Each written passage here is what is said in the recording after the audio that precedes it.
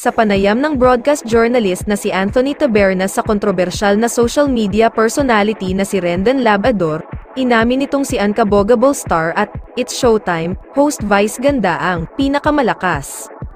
Matatanda ang isa si Rendon sa mga nangalampag sa Movie and Television Review and Classification Board o MTRCB sa kasagsagan ng icing incident nina Vice Ganda at partner niyang si Ayon Perez sa Isip Bata segment ng It's Showtime, na naging dahilan upang mapatawan sila ng 12 day suspension.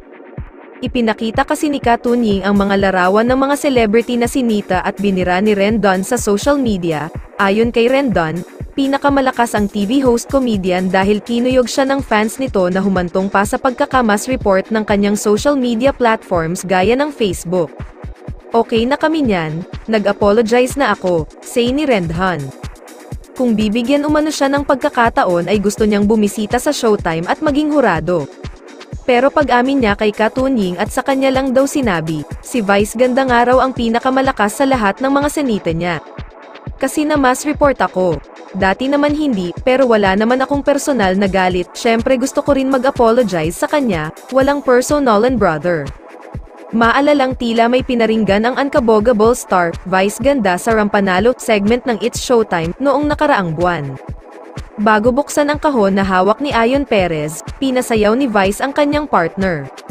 "Heto na nanay, kahon na ng asawa ko, heto na ang kahon ni Ayon. Ayon, pampasigla naman dyan, sayawan mo sila," ani ng Unkabogable star.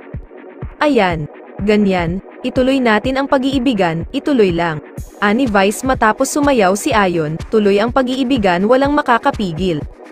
Ganon, nakapagmas report na ba lahat? Natatawang tanong ni Vice na nagpahalakhak sa audience, nakapagmas report na ba lahat? Agad namang napag-usapan online ang naging pahayag na ito ni Vice Ganda, at nauugnay sa pagkabora ng social media accounts ni Rendon Labrador. Bukod kay Vice Ganda, ilan pa sa mga personalidad na binirada noon ni Rendon ay sina Mark Pingris, Dina Wong, Paulo Contis, Andrea Brillantes, Lea Salonga, Michael V, at Coco Martin.